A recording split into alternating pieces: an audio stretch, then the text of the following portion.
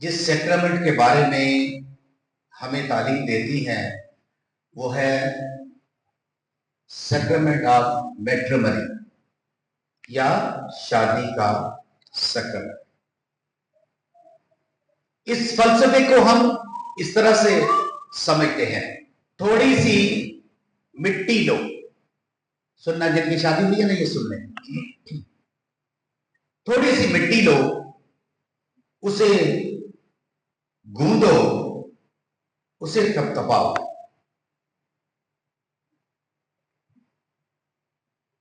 इससे दो बुत बनाओ, एक अपना एक मेरा।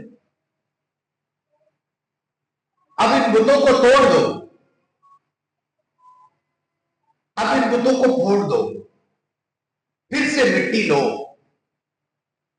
इस मिट्टी को फिर गूंदो, फिर थपथपाओ, इससे दो बुत बनाओ, एक अपना एक मेरा। अब मेरे बुत की मिट्टी तेरे बुत में है और तेरे बुत की मिट्टी मेरे बुत में है। हम जिएंगे तो एक साथ, हम मरेंगे तो एक साथ। ये फलसफा है शादी की जो है सेक्रेमेंट। यानी इनका रब ने बागे अदन में जो सबसे पहला निकाह का सेक्रेमेंट का जो है वजूद सामने आता है, ये बागे अदन में हुआ। जिसे हम कहते हैं खुशी का बाग, क्योंकि गीत गाते हुए हम क्या कहते हैं, खुशी दे बाग विच माई हवा ने हार खादी सी। बात समझ आई? ये खुशी का बाग है अदन। वहां पे रब ने आदम और हवा को वहां बरकत दी और वो दोनों इस सेक्रेमेंट में आए। लेकिन उससे पहले देखें, जब आदम अकेला था तो रब की निगाह ने देखा कि आदम नाखुश दिखाई देता है, नाखुश दिखाई देता। तब उसने कहा, गुफ्तगू हुई तो पूछा क्यों चुप चुप रहते हो? कहते मैं किससे बात करूं, कोई मेरी बात समझता ही नहीं, कोई मेरी फीलिंग्स समझता ही नहीं। तब रब ने उसके लिए जो है उस पर नींद भेजी।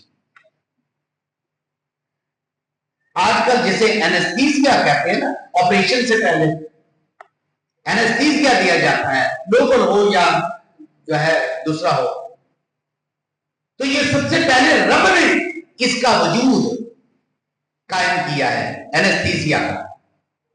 और सबसे पहली सर्जरी भी रब ने आप की है और उस पर गहरी नींद भेजकर आदम पर उसने उसका ऑपरेशन किया और उसकी पसली निकाली। किस हाथ से? इस हाथ से या इस हाथ से? कौन से, दाएं या बाएं? बाएं हाथ। बाएं हाथ से उसकी पसली निकाली और पसली, ये देखो, ये ऐसे अगर हाथ करें तो क्या पसली हाथ के ऊपर है या नीचे है? और है भी दिल के इर्द गिर्द, है भी दिल के इर्द गिर्द। ये फलसफा है रब का कि उसने सेक्रेमेंट में इफ्सियों के नाम खत में लिखा है, बीवियों क्या करो, अपने शोहरों के ताबे रहो, क्योंकि तुम उसके हाथ के नीचे के जो है ताबे रहने के लिए रब ने पसली तुम्हारी ली। रब चाहते तो आदम की तरह का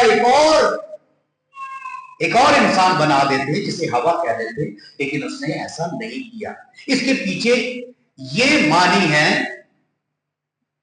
ताकि आदम मुतकब्बिर ना हो जाए या हवा मुतकब्बिर ना हो जाए, ये ना कहे मैं बहुत अच्छी कहीं मिट्टी से बनी हूं और आदम जो है आम मिट्टी से बना है।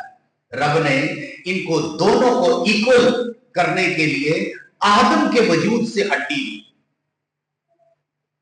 अगर आदम ने जब देखा कि ये मेरे गोश्त में से गोश्त और मेरी हड्डी में से हड्डी है, तब उसने उसे जो है एक्सेप्ट किया।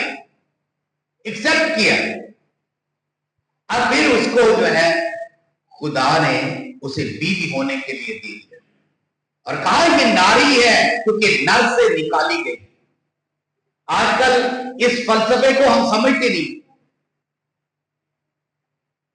बीवियां अपनी जगह पे कहते हैं हम तो भाई बहुत ही अजीम है, भाई इसमें कोई शक नहीं है, हर खातून अजीम है क्योंकि रब ने उसके कदमों के नीचे जन्नत रखी, इसमें कोई शक नहीं।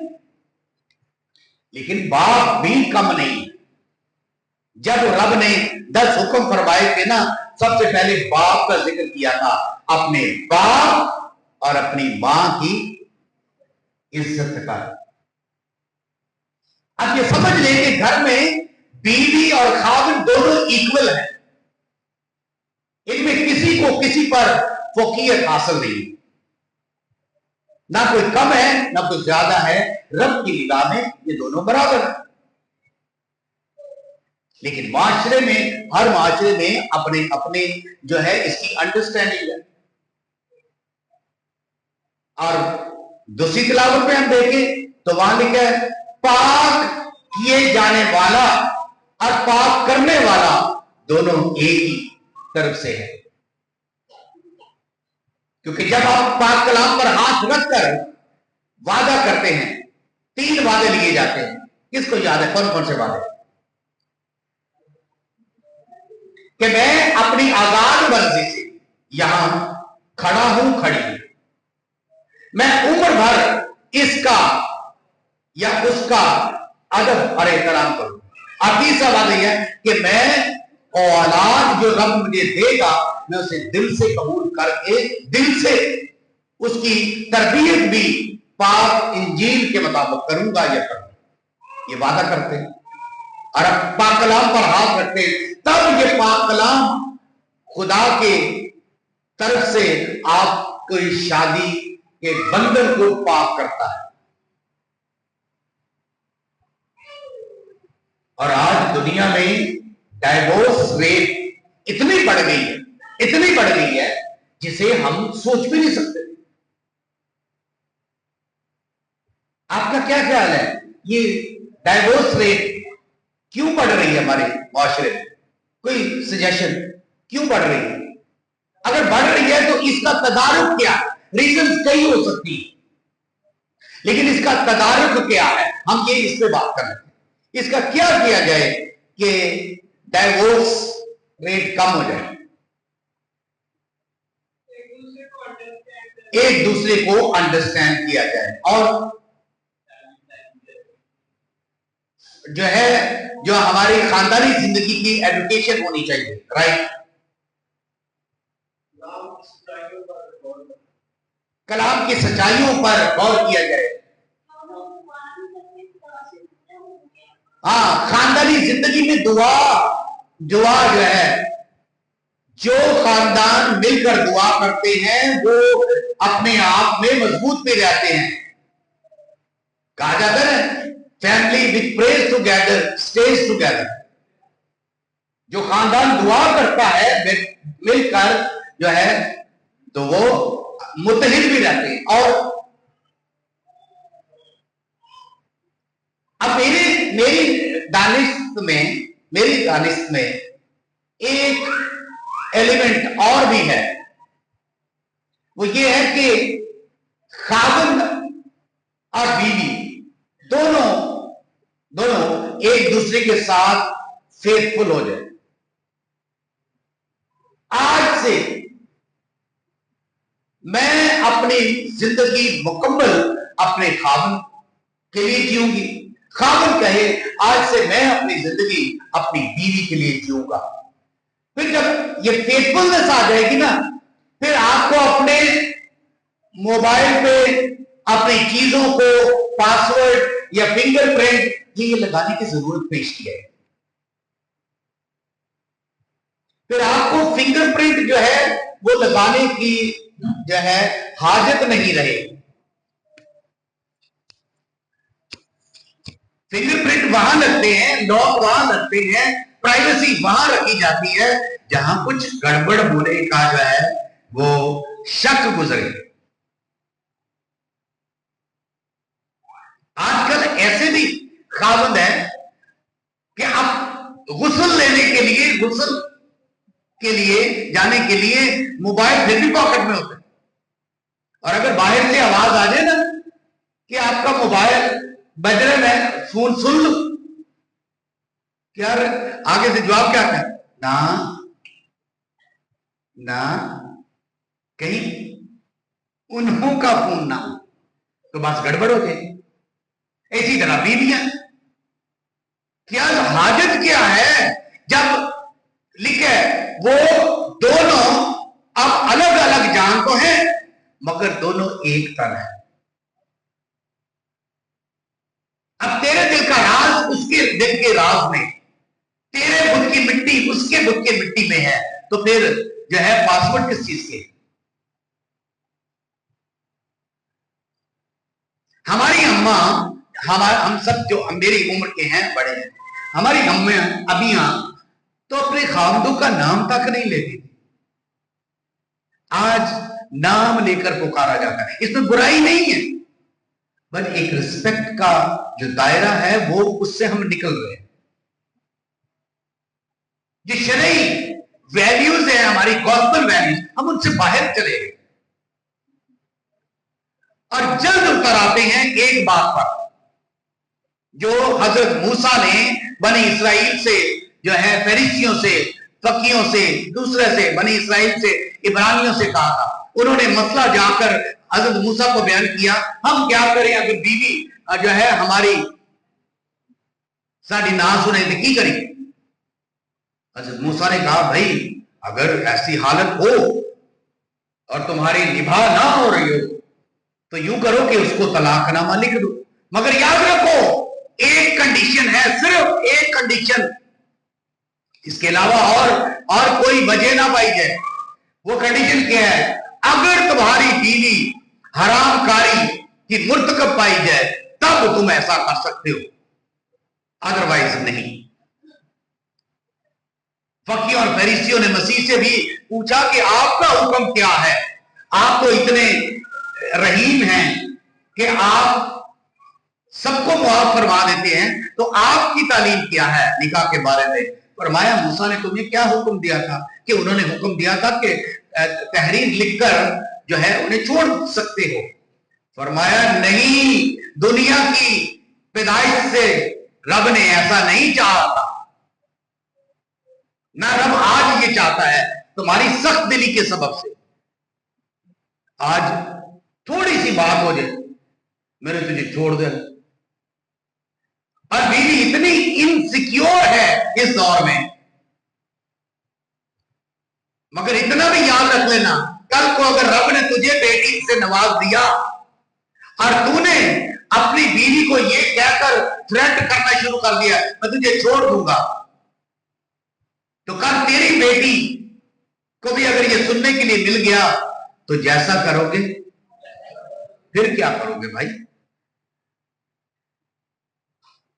ये मकरू लफ्ज जिसे हम तलाक कहते हैं, ये तलाक मकरू लफ्ज है। खुदावंद की निगाह में ये पसंद नहीं है, उसे पसंद नहीं है कि कोई शख्स जिसे रब ने जोड़ा है कोई उसे जुदा करे। और हमारी अम्मा हैं, मैं अदब के साथ अम्मियों से इल्तमास करता हूं, अम्मियां कभी भी जो है घमाडे ना किया करे।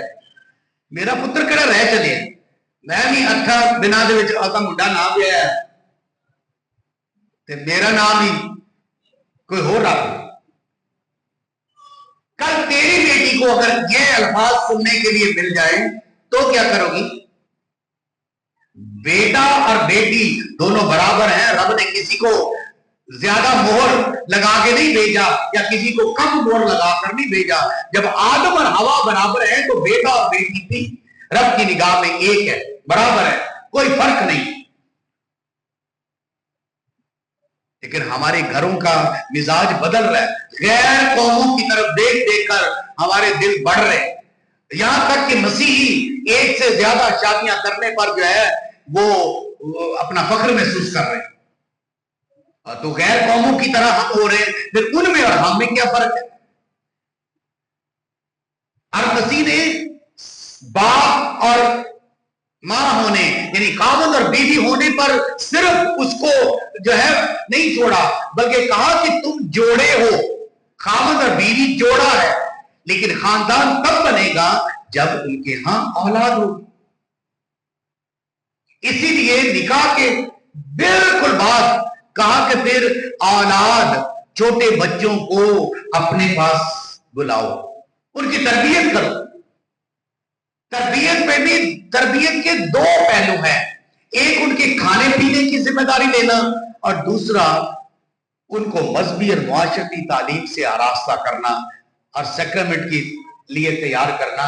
ये बाप और मां का जो है अव्वलीन फर्ज में से एक फर्ज है। लेकिन मुझे रंज है इस बात का कि पेरेंट्स अपने पेरेंटल रिस्पॉन्सिबिलिटीज, वालिदैन होने की जिम्मेदारियां पूरी नहीं कर रहे, जिसके बायस हमारे घरों का माहौल बदलता जा रहा है। हमारे बच्चों को FA BA पास तिलावत करने से हिचकिचाते हैं। दुआ के लिए बोलो, दुआ सुनाने के लिए, दुआ मांगते नहीं, दुआ करने के लिए तैयार नहीं है। और अगर शादी के बाद का अंदाजा लगा लो तो बैप्टिज्म के वक्त रसूलों का अकीदा, अपने ईमान का इकरार, अगर मैं तो पूछता हूं, मैं कहता हूं कि सुनाओ कि मुझे यकीन आ जाए कि तुम अपनी औलाद की परवरिश पाक ईमान के मुताबिक करोगे, तो बहुत सारों को जो है मैं कमजोर पाता हूं। और आप सबसे मेरी इल्तमास है, मेहरबानी से शादी के सैक्रामेंट का जो रब ने हुक्म फरमाया है वो समझें, और कभी अपनी जबान इस मकरूह लफ्ज डाइवोर्स या तलाक से नापाक ना किया, क्योंकि हमारा मसीही निकाह अटूट है, अटूट, ना टूटने वाला। ये कॉन्ट्रैक्ट नहीं है बल्कि अहद है। तो फिर अहद को निभाने के लिए जान भी कुर्बान करनी पड़े ना, तो अपने कौल पूरे किया करो। कौल ये ऐसा नहीं है, कौल तुम्हारा खुदा के कलाम पर हाथ रख कर किया गया है। और अगर कोई छोड़ी हुई से ब्याह करे तो वो किस हालत में होता है? जिना की हालत। अगर छोड़े हुए औरत किसी छोड़े हुए खावंद से ब्याह कर ले तो वो भी जिना की हालत में है। अब आपको ये वाज़ेह कर देना चाहता हूं कि मेहरबानी से इस बात को बड़ा समझ के साथ, सोच के साथ और अक्लमंदी के साथ निकाह के वादे किया करो। ये सैक्रामेंट है। सैक्रामेंट का लफ्ज का मतलब होता है खुदा का फजल हासिल करने का वसीला। तो आपको बाप होने और मां होने का रब जब दर्जा देता है तो फिर आप उस ब्लेसिंग को अपने से जुदा ना होने दे। मेरी दुआ है कि खुदा उन सब खानदानों को कसरत से बरकत दे, मसीह खुदा के वसीला से।